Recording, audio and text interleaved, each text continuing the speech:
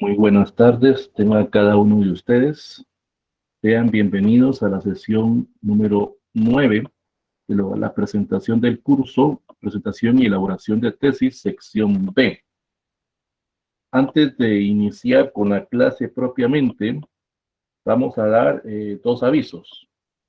El número 1, como indicamos la semana pasada, en la plataforma de Wedi ya se encuentra habilitado el trabajo final o examen final desde el día de ayer, para que ustedes tengan como fecha tope para presentarlo el día 18 de mayo, o sea, dentro de 8 días. Recuérdense que no va a haber fecha extemporánea para la presentación del trabajo o la presentación del examen. Es propiamente, como habíamos quedado la semana pasada, hacer un pequeño artículo científico o una mini monografía o un informe sobre lo que era el tema de la piratería intelectual, o dos, presentar su anteproyecto de investigación de su tesis que usted esté trabajando. Cualquiera de las dos modalidades puede usted presentar sin ningún tipo de problema. También les informo que solo nos quedan con el día de hoy 3 sesiones. Esta sería la penúltima clase. La otra semana tenemos 18 y finaliza el curso el 25 de mayo. Recuérdense que indicamos que para el 18 tiene que estar su examen para que yo tenga una semana para poder calificar, hacerle la retroalimentación que yo considere como consejo. Ya dependerá de usted si la acepta o no, y para que más pronto posible yo pueda tener los cuadros finales y poder presentárselos a lo que es coordinación de cursos libres. Hoy nos toca abordar lo que es la licencia o el siguiente paso del anteproyecto, que es lo que se conoce como marco metodológico. No sé si por el momento existe alguna duda o algo que ustedes quieran plantear antes de iniciar la clase. Entonces cedo el micrófono o cedo el chat para que alguien pueda hacer un comentario o alguna pregunta que se quiera que se le aclare.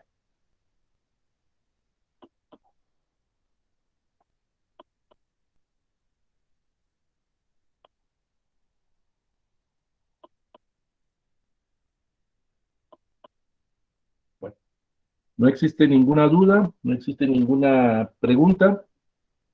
Entonces, vamos a iniciar propiamente entonces ya con la clase, lo que es el tema marco metodológico. Saber por qué hacer, saber cómo hacer y saber qué hacer es lo que constituye una parte de la esencia de una tesis. En este marco, propiamente, el tesista o el investigador va a detallar qué es lo que va a hacer con su investigación. También en esta parte del marco metodológico se puede regresar a hacer una retroalimentación de alguno de los pasos o alguno de los elementos que se trabajaron en el marco conceptual o en el marco teórico. También aquí en el marco metodológico se van a plantear todo lo que son las técnicas y los instrumentos que se van a utilizar. También tiene que ver mucho con una especie como de retroalimentación de los objetivos. Se recuerdan que los objetivos vienen en el marco conceptual, pero usted ya con mayor conocimiento, con mayor estudio, si es que usted en algún momento hizo una pequeña prueba piloto, puede, eso no tiene ningún tipo de problema, modificar sus objetivos generales o sus objetivos específicos. No hay ningún tipo de inconveniente. También en el marco metodológico es lo que nos va a permitir tener como un camino o como una guía para evitar caer en lo que se conoce como investigaciones al azar o investigaciones caprichosas. ¿Qué significa esto? Que aquí nosotros vamos a describir paso por paso todo lo que necesitamos hacer, cómo lo vamos a hacer y dónde lo vamos a hacer. Aquí ya podemos ser más claros o podemos ser más específicos con nuestro grupo de estudio. Eso lo vamos a ver más adelante. Tenemos siempre una característica cuando planteamos o cuando escribimos o redactamos nuestra pregunta en el planteamiento del problema, mencionamos ese grupo de estudio. Pero aquí podemos caer en esta característica. Podemos ser hasta más específicos, podemos hasta crear un subgrupo de ese grupo de estudio. En sí, el marco metodológico es lo que algunas personas presentan o describen con sus pasos o también utilizando una forma lógica y una forma consensuada de esa guía que le va a permitir evitar cualquier tipo de errores o corregir esos errores que se están presentando en la investigación. También es una secuencia ordenada basada en lo que es el método científico de todos los pasos o todas las acciones coordinadas. Aquí tenemos que ser lo más ordenado posible porque en algún momento vamos a depender del tiempo y del espacio de las personas que nosotros vamos a consultar. Si vamos a hacer algún tipo de entrevista o vamos a hacer algún tipo de encuesta, somos nosotros los que tenemos que adecuarnos al tiempo y al lugar de las personas o del grupo de estudio. También en algún momento tenemos que manejar un control o una reevaluación de lo que hemos hecho, ya sea en una forma parcial o en una forma total. No significa que tengamos que repetir todo, sencillamente estamos retroalimentando o estamos proponiendo algún tipo de modificación al trabajo que estamos desarrollando. ¿Qué elementos incluyen o qué elementos forman parte del marco metodológico? Tenemos el número 1, lo que es el método de investigación, tenemos los tipos de investigación, tenemos nuevamente los objetivos, pero aquí es solo única y exclusivamente si nosotros consideramos que hay que modificarlos o hay alguna forma de retroalimentarlos. No significa que tengamos que volver a hacer otros objetivos, sino que sencillamente vamos a hacer un proceso de alguna forma de recopilar o de modificarlos, si usted considera que es necesario. También se incluye lo que son los instrumentos. Hay algunas personas que incluyen en esta parte del marco metodológico, que no es una regla, pero algunos lo incluyen, el famoso bosquejo preliminar de temas y también el procedimiento estadístico, o sea, cómo vamos a comprobar o cómo vamos a verificar nuestra hipótesis. Recuerdan que eso hablamos la semana pasada. Previamente, antes de iniciar con lo que es en sí el marco metodológico, tenemos que saber qué tipos de investigaciones hay. Sobre esa base, nosotros tenemos que de alguna forma saber o enfocarnos a nuestro trabajo. Existen investigaciones que son de carácter o que están orientadas a lo que es explorar o son las investigaciones exploratorias. Aquí lo que se trata es de indagar una realidad que ha sido poca o nula en su estudio. O sea, son aquellos trabajos que son eminentemente novedosos, son aquellos trabajos que hay muy poca información, que usted lo verificó, tanto en los antecedentes del tema como en los antecedentes del problema. Entonces, eso a usted le va a permitir verificar si su investigación va por ese camino de ser exploratoria. La mayoría de investigaciones, que sería la número 2, son investigaciones descriptivas. O sea, usted va a interpretar la situación, el fenómeno o el problema que se está dando en un determinado tiempo, en un determinado lugar y con un determinado grupo. Es lo que la mayoría de personas hacen con su trabajo de investigación en sus tesis.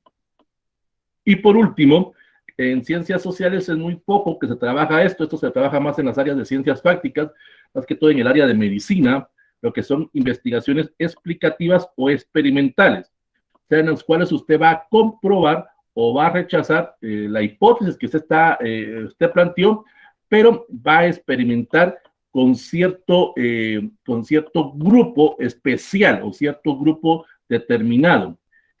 Más que todo, aquí cae lo que hablábamos la semana pasada, lo de prueba y error. Sí se puede, como dijimos la semana pasada, se puede experimentar con seres humanos, pero siempre y cuando manejando ciertas normas éticas, que los vamos a ver más adelante. Sobre esa base, entonces vamos a empezar a hablar sobre lo que son cada uno de los pasos que lleva el marco metodológico. Tenemos el número 1, lo que es el método de investigación. Este apartado o este inciso es donde nosotros vamos a describir qué es lo que vamos a utilizar y cómo vamos a llevar a cabo nuestra investigación. Debemos de utilizar un método que se adecue a cada uno de nuestros pasos que hemos venido trabajando y también basado en los objetivos que planteamos en el marco conceptual. También aquí debemos de explicar cómo nosotros consideramos que debemos de plantear o debemos de describir el nuevo conocimiento o el nuevo aporte o la propuesta que nosotros estamos recomendando o que vamos a recomendar para la posible o no solución del problema que estamos investigando. También tenemos que tener aquí un aspecto de exactitud y de confiabilidad. Somos nosotros los expertos del problema, somos nosotros los que conocemos la realidad donde se está dando dicha situación. Entonces nosotros debemos de aprender a manejar ciertas características. Existen varios métodos. Cuando usted vaya a redactar en su proyecto o anteproyecto o protocolo de tesis, va a describir cuál es el método que usted considera que se adecua a su investigación. Tenemos lo que es el método de observación, en el cual usted precisamente va a observar, ya sea participando o no participando en el problema o en el objeto de estudio, o participando o no participando con el grupo que es objeto de estudio. O sea, usted también puede formar parte de ese grupo de estudio. Tenemos lo que es el método inductivo. Aquí es donde vamos a partir de lo pequeño o de lo particular a lo general. ¿Se recuerdan que cuando ustedes iniciaron su tesis, empezaban con un tema? Ese era el tema, era lo general, para luego aterrizar en algo particular, que sería el lugar, el tiempo y el grupo de estudio. Aquí lo vamos a hacer al revés. Como ya tenemos nuestro grupo de estudio, ya tenemos lo que queremos investigar, ya que tenemos posibles alternativas o posibles respuestas o no respuestas a nuestro problema, entonces vamos a hacerlo a la inversa. O sea, vamos a proponer o vamos a dar alguna alternativa para poder llegar a lo general, que sería la solución del problema. Tenemos el método deductivo. Aquí es lo contrario al anterior, o sea, vamos de alguna forma a ver si esos datos que nosotros estamos encontrando, esos datos que vamos a encontrar, son válidos o son fidedignos para poder llegar a una conclusión. Es lo que la mayoría de personas utilizan cuando hacen su trabajo de investigación. Cuando ustedes van a presentar su informe final, existe una sección donde se llama conclusiones y recomendaciones, donde usted va a hacer precisamente esas observaciones o esas características, o va a recomendar qué se puede hacer para mejorar o solucionar, o también una conclusión podría ser que no hay una solución al problema que usted está investigando. Tenemos el método de análisis, que consiste en descomponer todo lo que son las partes del elemento. Es lo que usted ha venido haciendo propiamente. Es lo que usted ha hecho desde que escogió su tema, desde que usted tomó la idea de que va a hacer una tesis, desde que usted planteó la necesidad de que necesita invertir tiempo y, si es posible, recursos humanos y, si es posible, hasta dinero para poder graduarse en la universidad. En este caso, cuando usted utiliza el método de análisis, es cuando va describiendo paso por paso todos los detalles que usted va a necesitar para hacer su investigación previamente, para hacer su investigación en el momento actual, y lo que usted va a presentar, que sería su informe final.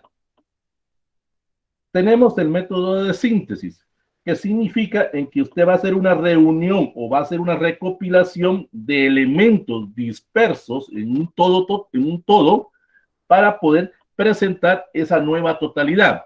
¿Qué significa? Usted ya lo empezó a hacer con su marco teórico, empezó a recopilar material, empezó a buscar antecedentes, empezó a buscar conceptos, definiciones de otros autores, y va a llegar a una totalidad nueva que sería su aporte o sería su propuesta o sería su nueva definición o su nueva teoría o su nueva ley que usted está proponiendo. También existen otros métodos, lo que es el método comparativo.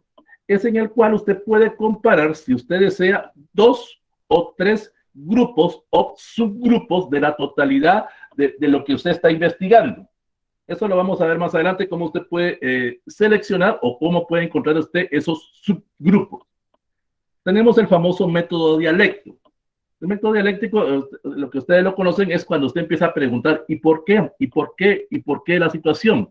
¿Por qué se me está presentando así mi trabajo de investigación? ¿Por qué no se presentó de otra manera? Y si se presentó de otra manera, ¿por qué se presentó así? O sea, siempre va a estar con esa interrogante de por qué y por qué. ¿Se recuerdan cuando les han explicado ese método? La famosa analogía, lo que hace un niño que empieza a preguntar por qué de las cosas, el por qué y el por qué.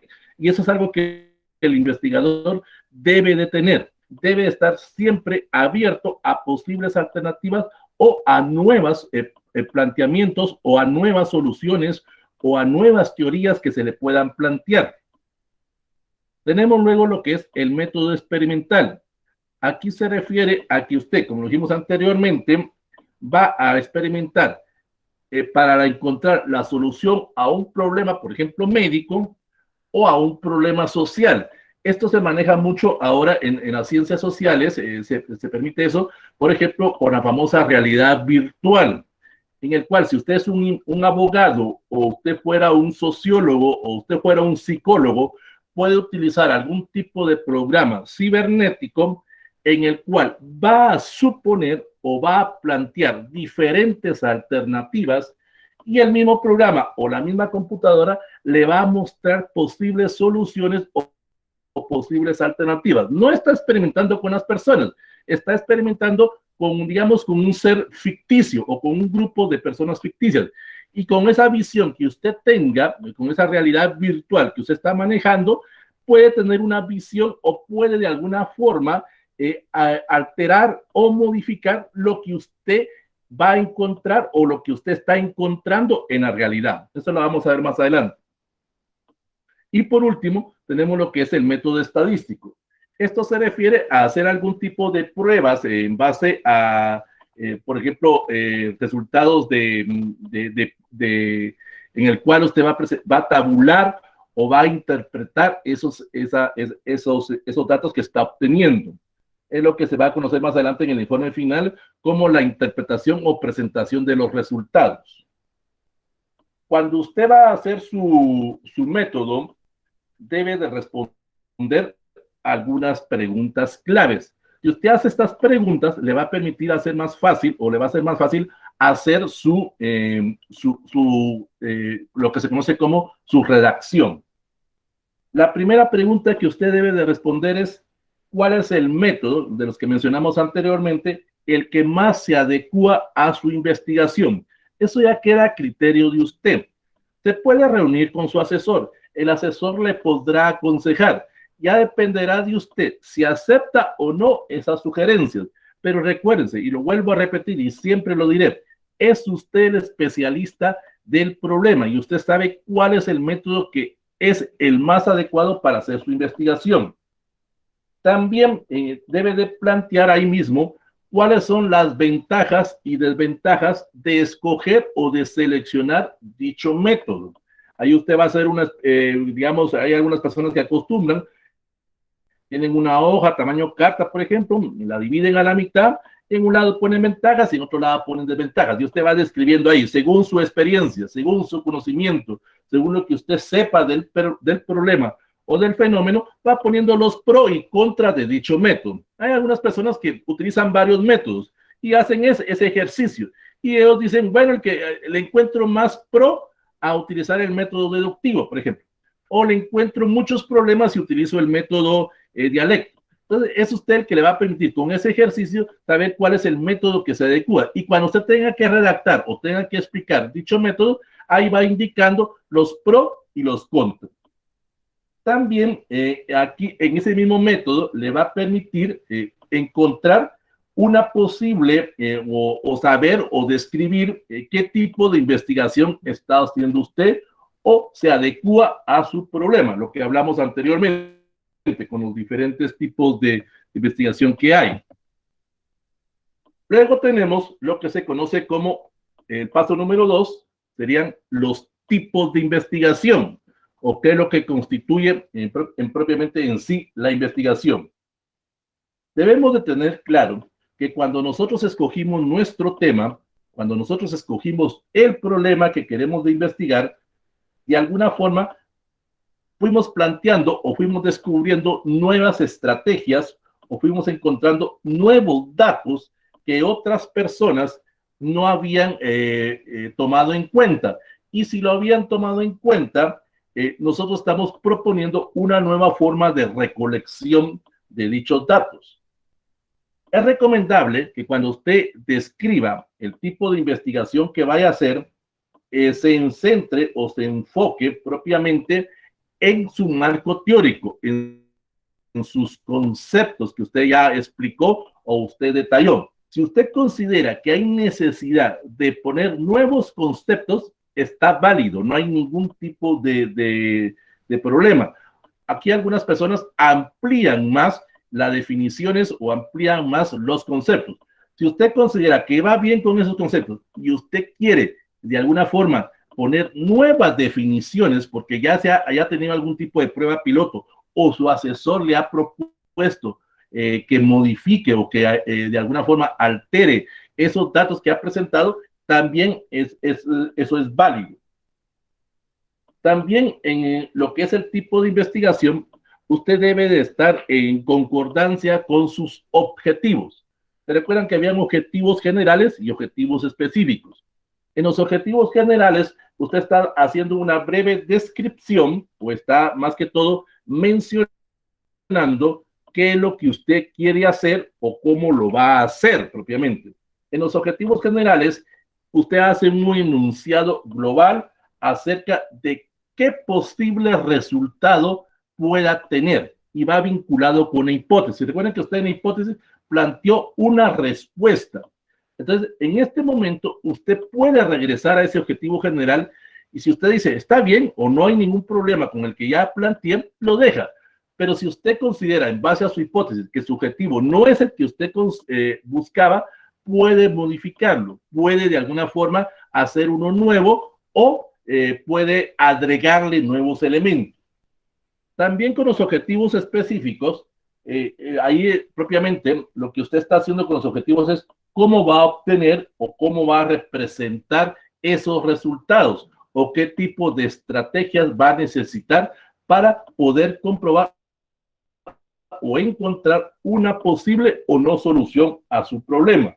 Entonces, en esos objetivos específicos, usted también va a tomar en cuenta, se recuerdan cuando operacionalizaron la hipótesis, las variables independientes y las variables dependientes. Si usted considera que no tomó en cuenta esas causas y efectos que encontró en la hipótesis, puede nuevamente regresar a sus objetivos específicos y modificarlos. O puede de alguna forma como plantear nuevos objetivos para que le sea más fácil su trabajo de investigación. Sobre esa base, entonces ya me permite poder describir o poder redactar, ya sabiendo cuál es el tipo de investigación que yo voy a hacer, puedo de alguna forma plantear en mi tipo de diseño o mi tipo de investigación que estoy haciendo. Hay tres tipos de investigaciones. Está la investigación documental, en la cual la principal característica es que voy a revisar documentos físicos o documentos digitales que me van a permitir de alguna forma ampliar más mi conocimiento que tenga yo del tema. Lo que hemos siempre dicho, usted puede revisar cualquier tipo de material, no importa el tiempo que tenga de haber sido creado este material. Como hemos dicho, hay algunos asesores o hay algunos que los guían que les dicen de 5 años para acá, pero usted no le va a decir a él que está consultando libros de hace 10, 20 o 30 años, porque usted sabe que le van a servir. También en este momento usted va a hacer una nueva recopilación de nuevos materiales, porque tal vez cuando usted hizo su marco teórico, tal vez cuando usted hizo sus antecedentes del problema o sus antecedentes del tema, en ese momento que usted lo estaba haciendo, tal vez surgieron nuevos libros o surgieron nuevas tesis o surgieron nuevos artículos y usted tiene que de alguna forma estar actualizado, tiene que de alguna forma verificar, no quedarse con lo que usted ya tenía ordenado. ¿Se recuerda cuando hizo sus fichas bibliográficas? Usted en algún momento va a encontrar nuevo material y vuelvo a repetir, le va a permitir tener una mentalidad abierta para que su investigación bibliográfica se adecue o se actualice a nuevas corrientes. También tenemos las investigaciones de campo, que es lo que la mayoría de personas les gusta hacer cuando hacen su trabajo de tesis. Es el famoso trabajo de campo, como dicen algunos. Es cuando usted va propiamente a la comunidad, va propiamente con hacer esas encuestas, va a hacer ese tipo de entrevistas, va a hacer ese tipo de observación o va a pasar esos cuestionarios. Es cuando usted va al lugar, propiamente al trabajo de campo, a hacer a comprobar o a rechazar lo que usted afirmó en la hipótesis. En la anterior investigación era documental, era lo que usted hace en las bibliotecas. En el trabajo de campo es cuando usted ya está propiamente en la esencia, y ya está viendo los resultados o está viendo los pro o contras que se están presentando en su investigación. Y por último tenemos lo que es el diseño o la investigación experimental. Es cuando en un proceso o en una investigación usted encuentra una nueva, usted puede manipular o puede alterar un posible resultado que se está dando. Pero aquí hay que tener mucho cuidado. Si usted va a manipular o va a hacer una nueva modificación, trate de no meter sus sentimientos, trate de no meter lo que usted de alguna forma ha creído, sino que usted tiene que modificar o usted va a hacer algún tipo de suposición en base a lo que usted ha venido trabajando. O sea, si usted cae en ese tipo de subjetividad, puede caer en algún momento en algún tipo de sesgo o en algún tipo de error. Sobre esa base, entonces ya puedo manejar lo que se conoce como mis técnicas. Las técnicas son los procedimientos o son las actividades ordenadas a través del método que yo planteé anteriormente que le servirán al tesista o al investigador para poder recopilar o poder de alguna forma obtener datos en el trabajo de campo o en la investigación bibliográfica. La técnica o las técnicas que vamos a plantear las puede usted tener basado en su justificación o basado nuevamente en el planteamiento del problema. Recuérdense que ahí usted describió o detalló el grupo de estudio, el lugar de estudio y el tiempo que le va a llevar la investigación. Entonces, cuando usted escoge sus técnicas de investigación, tiene que cumplir 4 pasos. El número 1 es ordenar esas etapas, o sea, es hacer una especie como de un cronograma, no lo van a confundir eso más adelante, pero ese cronograma le va a indicar cuánto tiempo considera usted que necesita para hacer su trabajo de campo o su investigación bibliográfica. También le va a permitir llevar un control de los datos, o sea, usted va a ir presentando, ya sea que maneje entrevistas, maneje encuestas, maneje observación, maneje test o otras técnicas que vamos a ver más adelante, usted va a detallar cuánto tiempo le va a llevar cada una de estas técnicas que usted quiere plantear o que usted considera que se adecúan a su investigación. El tercer paso para poder escoger la técnica es obtener o de alguna forma orientarme hacia ese nuevo conocimiento. Aquí ya usted está planteando o usted va a empezar a redactar propuesta, porque usted ya conoce más a profundidad su problema de investigación. Entonces usted de alguna forma ya puede de alguna forma presentar o proponer una nueva teoría. ¿Y eso cómo lo va a hacer usted? De una forma sencilla, a través de la recopilación bibliográfica o a través de lo que usted va a describir con su trabajo de campo. La mayoría de personas se enfocan a lo que son cuando utilizan las técnicas de ser tan solo única y exclusivamente en lo que son son encuestas, análisis de contenido o entrevistas. Pero eso lo vamos a ver más adelante, que existen subvariables para poder describir o poder detallar esos aspectos que estamos manejando. Cuando ya tenemos esa parte, entonces vamos a escoger o vamos a detallar propiamente, vamos a describir nuestra población. La población es el conjunto finito o infinito de personas, de casos o de elementos que tienen una característica común. Aquí usted va a empezar si usted lo desea o si usted ha aprendido a manejar esto, fórmulas estadísticas. No es necesario, pero si usted quiere, las empieza a manejar. Vamos a poner un ejemplo. Usted va, digamos, está trabajando en un municipio del departamento de Quetzaltenango, digamos, está trabajando en Cantel, por decirlo de alguna manera. Tiene que averiguar con datos oficiales, en este caso tiene que ir a ver, por ejemplo, el último censo de población, cuántas personas conforman la totalidad de la población de Cantel. Por poner una cantidad, vamos a poner 100,000 personas, por poner una cantidad. Entonces ahí usted va a describir y va a indicar de dónde obtuvo esos datos, de dónde sacó esa cantidad que usted está afirmando. Debe de especificar de dónde obtuvo esos resultados. Cuando ya tengo mi población, entonces ya puedo pasar a lo que se conoce como la muestra. La muestra es un subconjunto de la población que de alguna manera tiene ciertos elementos que yo considero que son los más necesarios o son los más importantes para poder definir o para desarrollar mi trabajo de investigación. Algunas personas dicen que la muestra es una parte o es una fracción del objeto de estudio. Aquí usted va a hacer dos formas.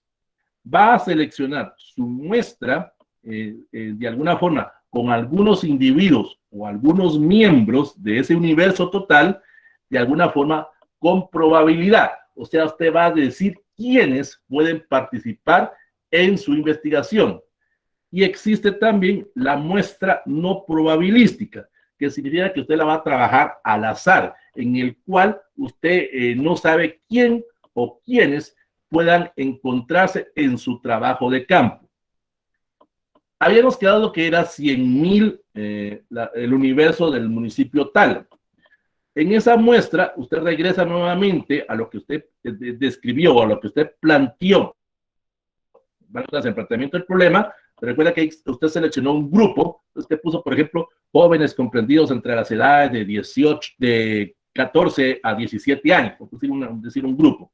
Entonces usted regresa nuevamente a ese censo de la población y solo va a buscar a aquellos jóvenes que están comprendidos entre los 14 a 17 años. En vez de 100,000 personas, ahora se le reduce, por ejemplo, digamos a 5,000, por poner una cantidad. Pero aún ese subgrupo o esa muestra es muy grande. Usted no va a pasar 5,000 encuestas, no va a pasar 5,000 entrevistas. Entonces, ¿qué usted va a hacer? Va a encontrar, va a estratificar o va a hacer de alguna forma aleatoria o no aleatoria características que le permitan probar o rechazar su problema. Entonces, usted podrá decir, vamos a encuestar digamos, de los 5,000, los que estén estudiando solo segundo básico, por ejemplo, de alguna manera. Entonces, eso le va a reducir o eso le va a permitir tener un grupo más pequeño, una especie como de submuestra de lo que usted está viniendo a trabajar. Entonces, de los 5,000, de los que estén ahora en segundo básico, usted tal vez va a encontrar unos 250, por poner una cantidad.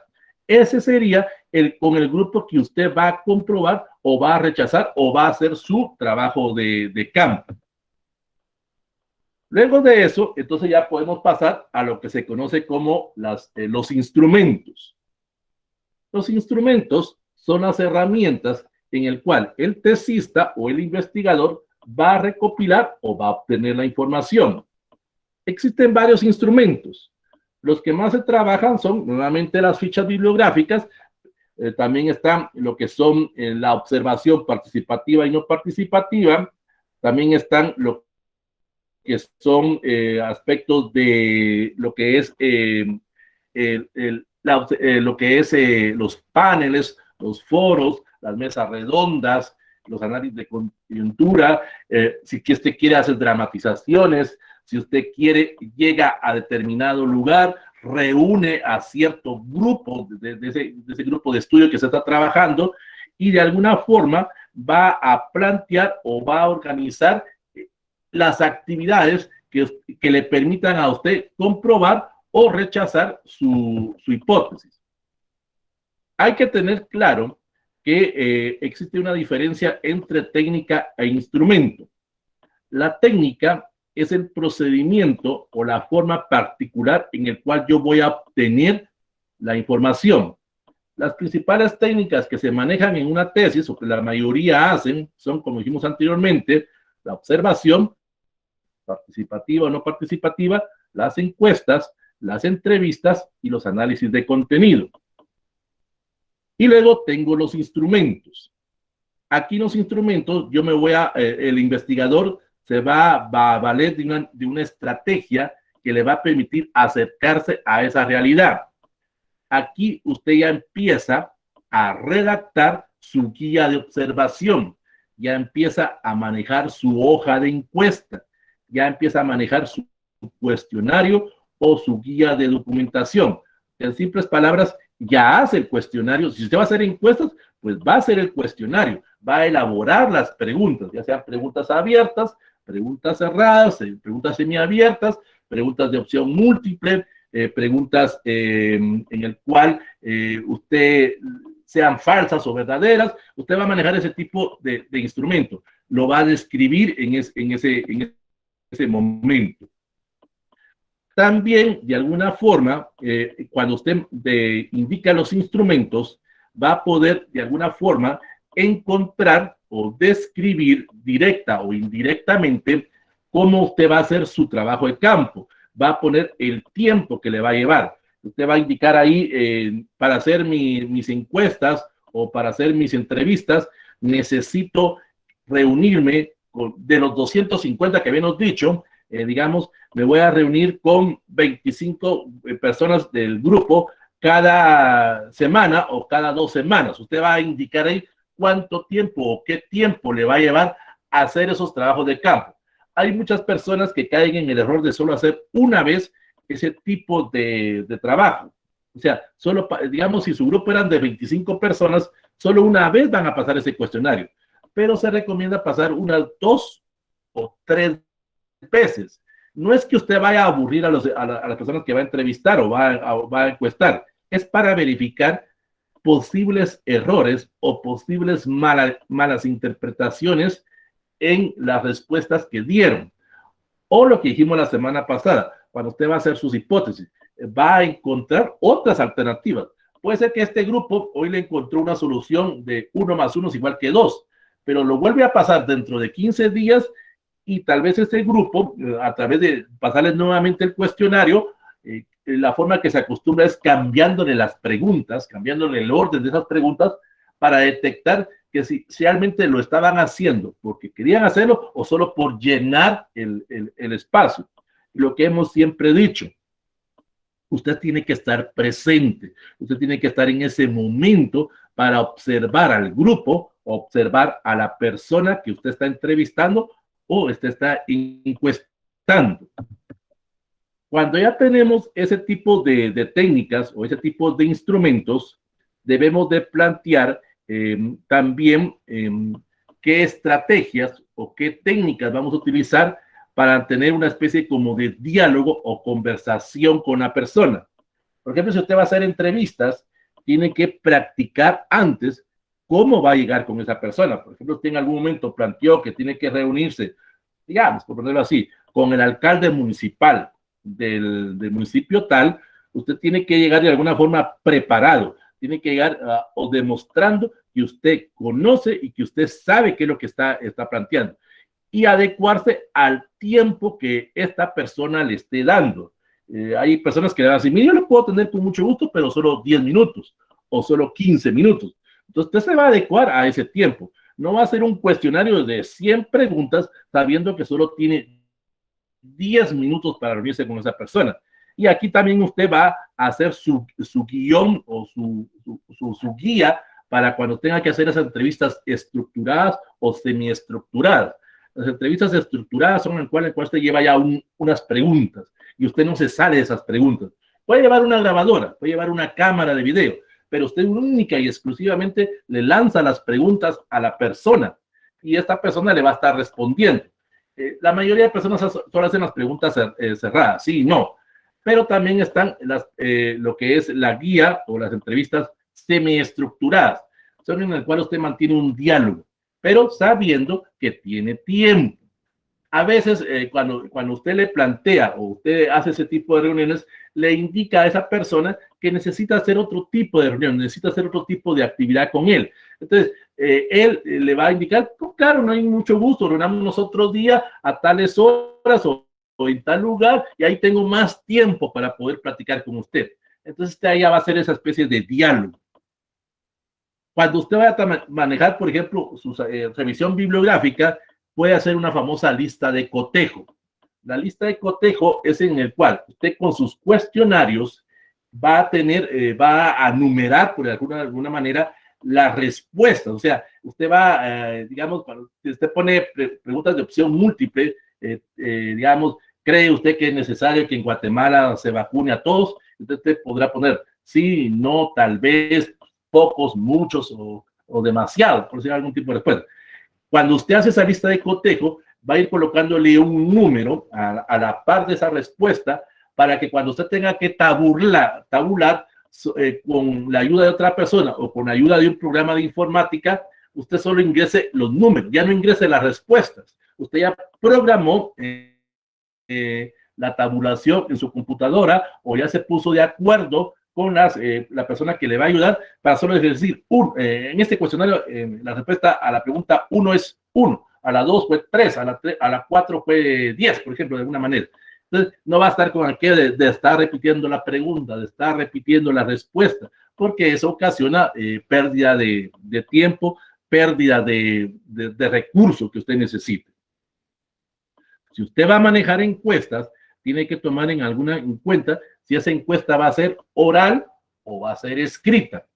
Las encuestas orales puede ser, por ejemplo, una llamada telefónica, puede ser una llamada o videoconferencia, o si usted va a pasar un cuestionario en el cual usted va a ir apuntando, a veces se recomienda que vaya una segunda persona acompañándolo a usted para que también esa persona apunte lo que en algún momento a usted se le haya ido y siempre utilice su grabadora, utilice su cámara de video para grabar precisamente ese momento, siempre y cuando la persona le autorice.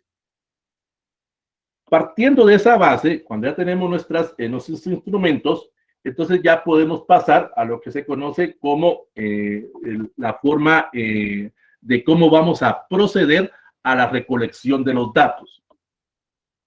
Esto significa que ya saqué mi población, ya saqué mi muestra, ya saqué mi submuestra si hubiera necesario. Entonces, ahora voy a hacer de alguna forma, a plantear en una forma práctica o descriptiva cómo voy a hacer la interpretación de los datos, cómo voy a comprobar o verificar que los datos que obtuve son verídicos.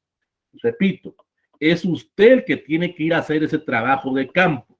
Si usted está contando con la colaboración de alguna persona que le está ayudando en su trabajo de campo, no le deje a él toda la responsabilidad, porque repito, él no conoce del problema, él solo le está ayudando. Es usted el responsable de saber cómo va a encontrar esas soluciones o esas respuestas que en algún momento se le estén planteando. También debe tomar en cuenta su validez o su confiabilidad en las respuestas. La validez se refiere a qué tipo de rigor científico, qué tipo de fórmulas utilicé yo para alcanzar mis objetivos. Aquí están las famosas operaciones estadísticas, la media, la moda, las frecuencias, las edades, los intervalos que utilicé. Y la validez se refiere a cómo yo comprobé o cómo yo detecté posibles errores o posibles sesgos en mi investigación que yo estoy desarrollando. O también si tengo un grupo alterno en el cual yo voy a comparar. ¿Se recuerda que había una investigación comparativa? También aquí yo puedo, digamos, en algún momento yo solo planteé que iba a investigar a jóvenes de segundo básico y puse solo a hombres, por decirlo de alguna manera. Pues comparémoslo con las mujeres, siempre de segundo básico, siempre de ese lugar. Veamos cómo las mujeres responden. Ahí estoy teniendo otra alternativa o otra posible solución a lo que planteaba en mi hipótesis. Entonces, ya teniendo esas características, ya puedo pasar a lo que se conoce como el procesamiento de la información. El procesamiento de la información es lo que algunas personas plantean o algunas personas indican con el famoso trabajo o contenido tentativo o lo que se conoce como también bosquejo preliminar de temas. Ya hice mi trabajo de campo, ya recopilé más información bibliográfica. Entonces, ya conozco más a profundidad el problema, ya conozco a mayor profundidad lo que estoy probando o rechazando en mi hipótesis. Entonces, cuando yo hago mi índice provisional o mi bosquejo preliminar de temas, debo de tomar en cuenta que aquí yo voy a describir o voy a plantear de alguna forma una guía o una especie como de índice para que cuando tenga que hacer mi trabajo final o tenga que hacer mi trabajo mi trabajo final o tenga que recopilar mayores datos o presentarlos, si tengo que hacer de alguna forma oral, cómo llevé esos registros, cómo clasifiqué esa información, cómo los tabulé. Aquí entra en la tabulación entra cómo yo voy a presentar esos resultados. Si va a ser en gráficas, si va a ser gráficas circulares, si va a ser gráfica de barras, si va a ser gráfica de estándar, por decirlo de alguna manera. También voy a codificar los resultados. O sea, cuando usted vaya a hacer la interpretación de los resultados, tiene que manejar 4 alternativas. La número 1 es la pregunta. La número 2 es la gráfica. Luego que tengo que hacer la interpretación de esa gráfica. El 80% de los entrevistados que corresponden a hombres respondieron que sí, y el 20% que corresponden a las mujeres dijeron que no. Y ahí yo hago la interpretación. ¿Por qué los hombres dijeron, el 80% dijeron que sí, y por qué el 20% dijeron que no? Yo conozco del problema, yo estuve presente y sé por dónde fueron esas respuestas, sé por dónde se dieron ese tipo de alternativas. Entonces ya puedo de alguna forma plantear mis cuadros o mis gráficas. Y por último, en esa última parte de la interpretación, puedo hacer una conclusión. Esa conclusión me va a permitir, de la conclusión de la gráfica que estoy presentando, poder hacer mis conclusiones generales. Con esa conclusión yo estoy interpretando y estoy describiendo el problema y estoy proponiendo las soluciones que yo he encontrado o las soluciones que se me manifestaron en el problema. En simples palabras, cuando yo presente o cuando yo interprete los resultados, debo de manejar una especie de agrupación en el cual voy a presentar los cuadros y tablas donde voy a presentar o voy a representar los resultados. Voy a clasificar esos datos. Se acostumbra que pongo la tabulación de las encuestas primero, de las entrevistas de segundo, pongo como tercero, si hice recopilación bibliográfica o documental, la planteo ahí, luego pongo los tests, si yo estoy manejando algún tipo de test, o pongo algún tipo de otra técnica que haya utilizado, si utilicé paneles, foros, mesas redondas, si utilicé dramatizaciones, si utilicé algún tipo de descripción, o solo observé cómo se estaba dando el problema. Ahí yo voy a agrupar ese tipo de respuestas y las voy a interpretar para que cuando haga mi último capítulo, donde estoy en la interpretación de datos, me sea más fácil explicar esos resultados que encontré o que no encontré en mi trabajo de investigación.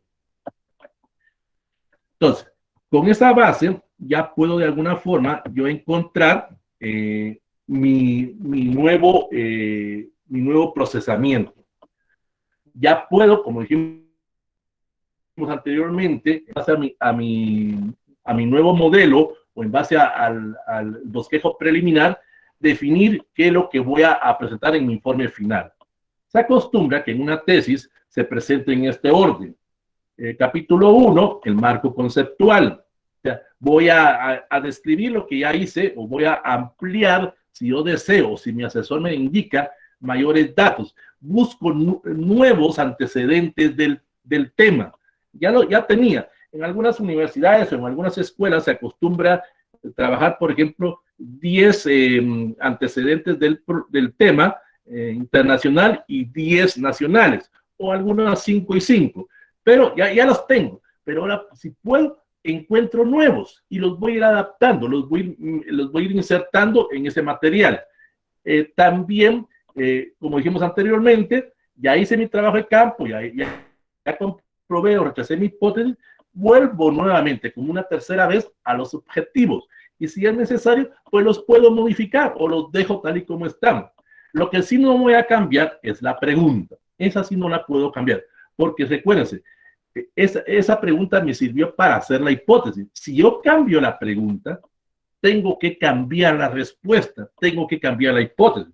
Y si cambio la hipótesis, tengo que repetir todo el proceso que ya hice. Entonces, la única fase en que no se cambia es el planteamiento del problema. Tampoco voy a cambiar la delimitación, porque ahí ya especifiqué el grupo, el tiempo, ya especifiqué también el lugar de estudio. No voy a decir, lo estaba haciendo en San Pedro Cachay, ahora me voy a ir a Morales y Zaval. No, tampoco eso puedo modificar. Eso sí lo tengo que dejar fijo y establecido. En el capítulo 2, tengo el marco teórico. Ahí puedo de alguna forma dejar los conceptos que haya trabajado. Cuando usted hace su anteproyecto o protocolo de tesis en algunas bibliotecas, pero en algunas universidades o en algunas escuelas, le piden a usted un promedio de 15 a 25 páginas. Pero cuando usted va a hacer su informe final, tiene que ampliar más. Tiene que encontrar nuevas definiciones o encontrar nuevos conceptos. O sea, ese marco teórico tiene que ser más grande. Se acostumbra que un marco teórico en ese capítulo 2 sea alrededor de unas 40 a 50 páginas. O sea, tiene que buscar nueva información. En el capítulo 3 voy a incluir el marco metodológico, que fue lo que hicimos en este momento. Voy a incluir también la hipótesis. No voy a cambiar la hipótesis, porque como dijimos anteriormente, tengo la pregunta, aquí estoy respondiendo. Voy a operacionalizar esa hipótesis. Voy a encontrar las variables, los indicadores, lo que vimos la semana pasada. Y voy también a incluir aquí, como dijimos, este marco metodológico. Tampoco lo puedo cambiar, porque ya hice mi trabajo de campo. Cuando usted redacte cuando usted redacte el marco metodológico en el anteproyecto, y lo redacte en el informe final, hay una diferencia. Cuando usted lo hace en el anteproyecto o protocolo de tesis, lo va a hacer a tiempo futuro. Y cuando usted va a presentar su informe final, ese marco metodológico lo va a manejar en tiempo pasado. ¿Por qué? Porque usted ya lo hizo. En el anteproyecto usted lo va a hacer, por eso es a futuro. Y en el informe final usted lo va a redactar siempre con la primera persona del plural, pero en tiempo pasado. Esa es la diferencia. En el anteproyecto, a futuro. Y en el informe final, a pasado. Porque usted ya lo hizo. Y usted ya hizo ese tipo de trabajo. ¿Alguna duda? ¿Alguna pregunta? ¿Alguna interrogante? ¿Algo que ustedes quieran plantear? Cedo la palabra a alguna pregunta que ustedes quieran hacer.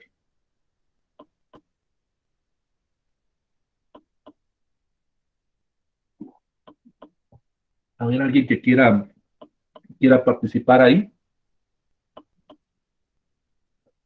¿Algo que ustedes estén con alguna interrogante? Recuerden que para eso estamos aquí, para aclarar las dudas. Si no, voy a designar yo por... ¿Sí, Tatiana? Sí, gracias. Yo quería hacer una pregunta que he escuchado que a veces hacen los licenciados ya cuando es la evaluación, ¿verdad? Ya cuando están examinando la terna. y le preguntan a uno cuál es su método y específicamente qué es lo que ellos quieren escuchar, porque podríamos como ampliarnos con todo lo que nos ha dicho, pero ¿hay algo en específico que debamos responder en ese momento? No, sencillamente cuando usted esté en su examen público y le haga, porque si le hacen esa pregunta, esa es una pregunta de cajón, es una pregunta, esa más que todo se la va a hacer el revisor. Cuando le hacen ese tipo de preguntas, usted va a explicar qué fue lo que hizo. Así de sencillo. Usted va a describir, va a contar todas las situaciones que se dieron en el trabajo de campo. Va a describir usted su método que utilizó para hacer su proyecto. Entonces, sencillamente, ellos lo que quieren saber es qué fue lo que usted hizo en su trabajo de campo. Y usted lo describe. Ese tipo de pregunta, ese tipo de duda, no le tiene que causar a usted ningún estrés, no tiene que causarle ningún tipo de problema, porque usted sabe lo que hizo. Hay algunas personas que cuando, fíjense bien lo que voy a decir ahorita, cuando algunas personas piden a alguien que le hagan su tesis y esta persona hizo el trabajo de campo, ellos sí van a tener ese tipo de problemas, porque ellos no supieron o no palparon todas las anécdotas, todas las situaciones que se dieron en el trabajo de campo. Entonces, esa es la parte en sí, como la segunda pregunta que le hacen en su examen público, donde usted describe, donde usted explica qué fue lo que sucedió, qué anécdotas se encontró, qué situaciones se encontró. Tampoco se va a extender mucho, porque en los exámenes públicos le ponen un límite de tiempo. En algunas universidades, en algunas escuelas, le ponen de 2 a 5 minutos. Es que no tiene que extenderse tampoco. Y usted no se tiene que preocupar. Usted sabe qué fue lo que hizo. Usted sabe qué fue lo que presentó o cómo lo desarrolló. Entonces, Tatiana, es una pregunta de cajón que le hacen la terna que usted dice. Eso se la hace el revisor propiamente. El asesor le va a preguntar, y dice bien, el asesor a veces le va a decir a usted, mire, yo le voy a preguntar tal cosa. El asesor le va a preguntar, Tatiana, disculpe, ¿por qué escogió usted ese problema? ¿Por qué escogió usted ese tema de investigación? Y usted, como ya lo trabajó, como usted ya desarrolló todo su anteproyecto, ya hizo todos sus capítulos, usted nuevamente describe o usted plantea ante el grupo, ante la terna, ante el público que está presente, por qué escogió su problema o por qué escogió ese tema. Y la tercera pregunta que le hacen, eso se le hace dependiendo la universidad o dependiendo la escuela o la facultad, se lo hace el decano o se lo hace el director de la escuela, donde le dicen, Tatiana, ¿qué recomienda usted o a qué conclusiones llegó con su trabajo? Son las tres preguntas que le hacen en el examen público. La primera, ¿por qué escogió usted ese problema? ¿Por qué escogió ese tema? Se lo hace el asesor. La segunda, se lo hace el revisor, donde va a explicar, le va a preguntar qué técnicas o qué método utilizó usted para hacer su trabajo de campo. Y la tercera se hace el director de la escuela o el decano de la facultad, donde le dice a qué conclusiones o qué recomendaciones o qué propuesta hizo usted en su tesis. Son las tres preguntas que le van a hacer en su examen público. Son las tres preguntas que no tienen ningún problema, ninguna dificultad. Lógico, cuando usted está en ese examen público, está nervioso. No por el hecho que le van a preguntar o usted esté en ese hecho, sino porque está enfrente de su familia, pues por decirlo de alguna manera. Lástima que aquí no lo podemos hacer, pero cuando hemos hecho este curso en forma presencial, el último día hacemos precisamente una dramatización de un examen público. La única forma en que usted pierda su examen público, la única forma en que usted bueno, hay dos formas de que usted lo puede perder. Uno es que usted no llegue a su examen público, no llegue a la defensa de su tesis. Esa sería la número uno. Y la número dos, que usted llegue y se quede callado. O sea, le preguntamos a Tatiana, y Tatiana, disculpe, cuál fue su método, sus técnicas que usted utilizó, y usted se quedó callado. Le van a dar un tiempo para que usted pueda responder. Si usted no responde, ahí ya propiamente tiene perdido su examen público. O sea, en buen términos chapines, pues como hicimos así, suena feo lo que hace ahorita, pero con los universitarios, los que estamos de la San Carlos, manejamos esto, eche casaca, pues, como decimos así, eche paja fina, casaca fina. Nadie sabe lo que usted hizo, nadie. El único que sabe qué fue lo que usted hizo es su asesor, porque usted se ha reunido con él. Y ahí nadie, toda la gente que está en el público, toda la gente, todos los que están viendo su acto de grabación van a decir, ¡hala, qué buena es esa licenciada! ¡Qué buena es ese licenciado! Usted puede echar esa casaca, puede hasta improvisar en ese momento si le afectan los nervios. Previamente practique, haga un examen público usted en su misma casa. No se quede callado. Esa es una observación que se les hace. De 100 personas que hacen su examen público, los 100 lo ganan. Va a haber uno, tal vez. Y no van a entrar con aquella idea, es que tal vez ese uno voy a ser yo. No, usted sea positivo. Y usted ya le aprobaron, ya le dieron su orden de impresión de tesis, usted ya está graduado. Ese examen público es un formalismo nada más. Claro, lo puede perder, pero como digo, porque usted no llegó o usted se quedó callado. ¿Alguna otra duda? ¿Alguna otra pregunta? A ver, ¿alguien más?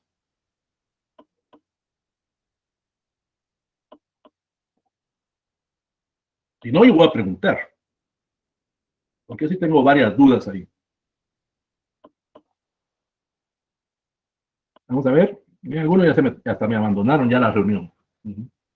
Por favor, no se queden callados. Si esto fuera su examen público, aquí los 125 que estamos ahorita pierden. Por eso les vuelvo a repetir. Si ustedes escribieron en este curso es porque tienen algunas dudas. Quieren que alguien les aconseje. Quieren que alguien les refresque. Lo hayamos hecho bien o lo hayamos hecho mal, eso es otra historia. Pero si usted no pregunta, se va a quedar siempre con esas dudas. ¿Alguien más ahí? Muy buenas tardes a todos. Buenas tardes, licenciado. Yo sí tengo una pequeña duda. En mi caso, yo todavía tengo que presentar mi anteproyecto de tesis, pero yo ya tengo avanzado incluso cosas que tengo pensado hacer en mi tesis. Ya tengo varias cosas avanzadas, pero en el anteproyecto no sé cómo formular esa parte, porque, por ejemplo, la metodología de investigación, yo ya la inicié, pero todavía no he presentado el anteproyecto de tesis.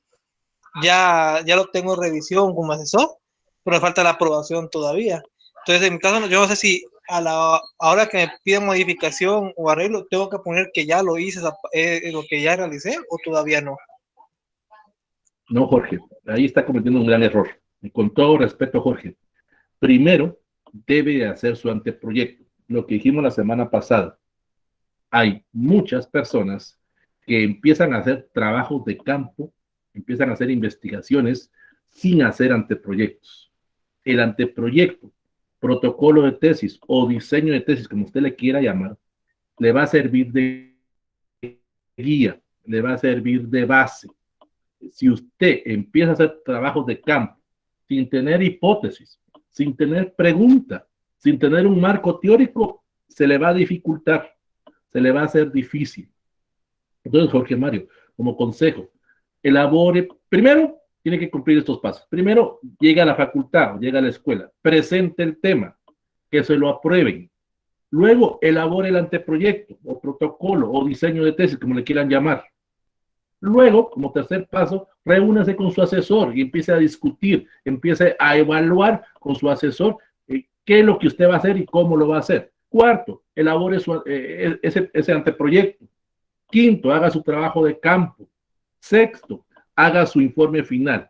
Ahí es donde usted lo va a hacer. Pero no empiecen al revés, es el gran error. Que algunos hasta hacen sus capítulos de primero. Hay algunos que aunque no lo crean, y esto es cierto, no me lo estoy inventando. Hay personas que hacen primero las conclusiones y recomendaciones en una tesis, sin haberla hecho antes, sin haber hecho ese trabajo de campo, sin haber hecho su informe. No sé cómo lo hicieron, no sé cómo llegaron a unas conclusiones y recomendaciones de un trabajo que ni siquiera lo han elaborado.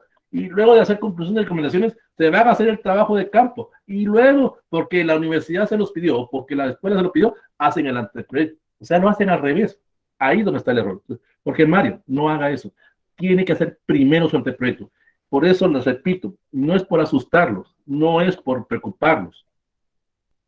La tesis lleva de 1 año a 2 años hacerlo. No es para hacerlo en 15 días, no es para hacerlo en 22 días. Y más en la situación que estamos actualmente, en esta situación de pandemia. Esto dificulta más desarrollar tesis o dificulta más hacer trabajos de campo. Dificulta. Hay muchos problemas ahora. Esperemos que el otro año ya se vuelva toda la normalidad. Veremos, porque si no, esto va para largo. No es por asustar, es ser realista. ¿No? Y como lo dijimos en la primera reunión, ¿se recuerdan la primera reunión que tuvimos? También tome en cuenta la burocracia de la universidad, la burocracia de su escuela, la burocracia de su facultad. También tome en cuenta algo, los famosos celos profesionales. Eso lo dijimos en la primera sesión. Muchos de los licenciados que usted se va a ir a encontrar, lo van a ver usted como competencia. Lo van a ver ustedes, Tatiana o Daniel o Jamie, me van a venir a quitar mi trabajo aquí en la universidad. Lamentablemente hay mucha gente que piensa de esa manera y le van a empezar a poner obstáculos y obstáculos y obstáculos.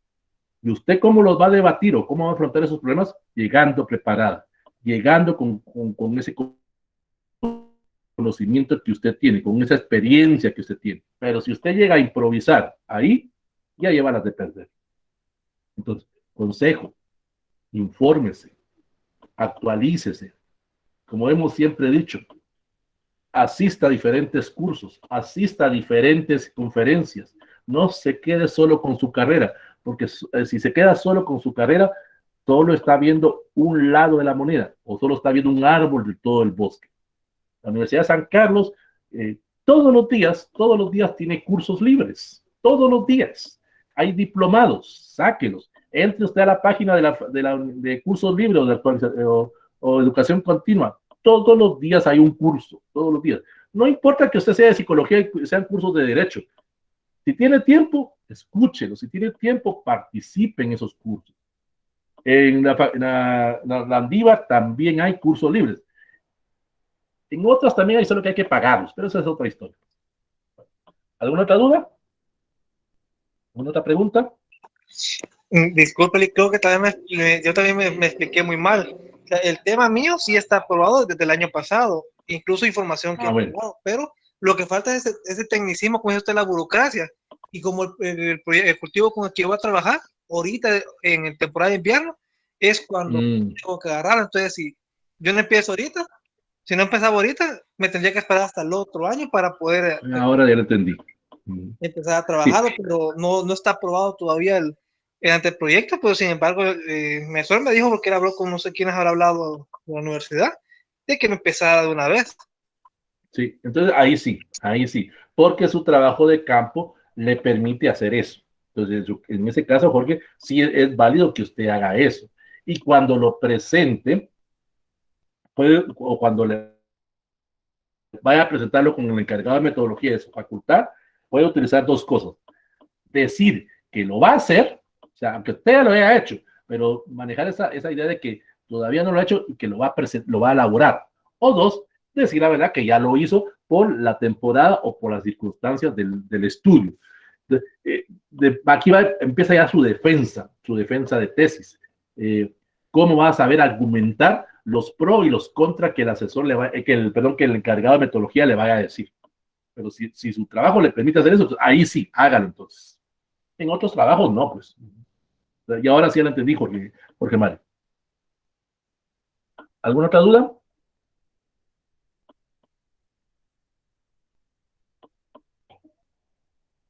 Pues, repito, para los que entraron tarde, desde ayer, 10 de mayo, ya se encuentra habilitado en la plataforma de Wedi el examen final o la presentación de su trabajo final.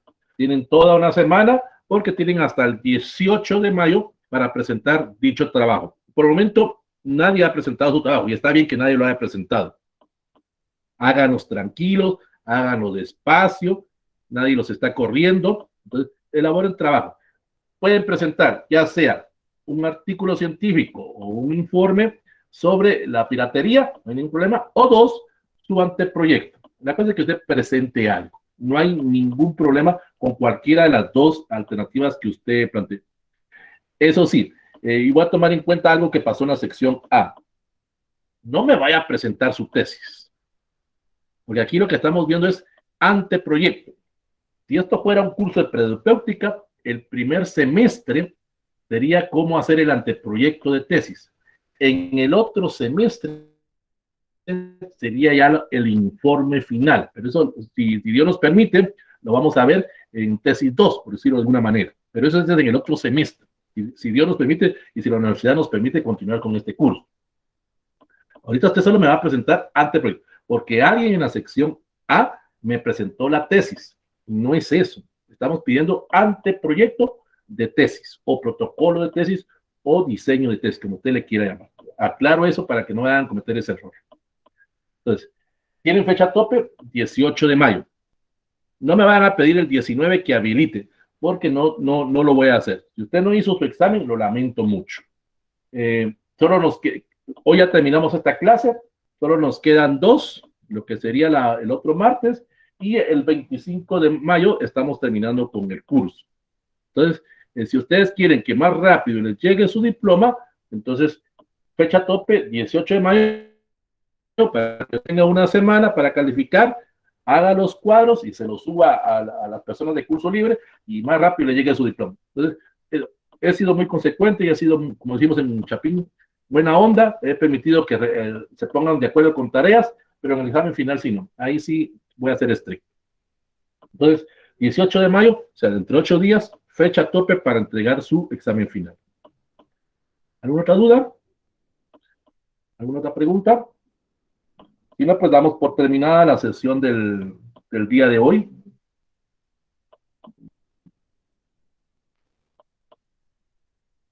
No hay ninguna duda.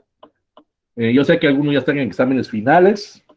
Yo sé que algunos ya van a comenzar sus cursos de vacaciones. También hay aquí alguien de la Mariano. En esta sección hay alguien de la Mariano. Hago esta pregunta porque en la Mariano ya empezaron o ya están finalizando el curso de Predopéutica 1, que es más o menos lo que hicimos en estos cursos aquí. En los cursos de Predopéutica es todo un semestre, todo lo que nosotros abordamos en 11 sesiones de 35 minutos. Pero en la Mariano ya esta semana están finalizando su curso de Predopéutica o lo que es el anteproyecto. Bueno, entonces si no hay ninguna otra duda, les agradezco su atención, les agradezco su presencia y nos estaríamos viendo entonces el próximo martes con el tema de lo que sería el marco administrativo y vamos a ver, a grosso modo, no me va a dar tiempo, eso lo he repetido un montón de veces, unas breves nociones de lo que es normas APA, normas de Vancouver y normas tradicionales. Parece que en 35 minutos, ni 35 minutos, porque tengo que hablar de lo que es el marco administrativo. Voy a hacer una breve descripción de cómo se hacen esas normas APA y cómo se hacen esas normas de Vancouver o los pies de página tradicionales. ¿Ya? Para eso se necesita un curso completo. Y el 25 vamos a abordar la presentación del informe final y el famoso EPS. Entonces, a ver, muchas gracias. Bueno, entonces, gracias, Rebeca. Entonces, damos por finalizada la sesión del día de hoy. Muchas bendiciones para cada uno de ustedes. Cuídense y nos estamos viendo entonces el próximo martes a la misma hora por el mismo medio. Y pregunten. Si esto hubiera sido el examen público y se hubieran ido o lo hubieran perdido. Para eso estoy aquí, para que pregunten. Como dice Eugenio Derbez, pregunten.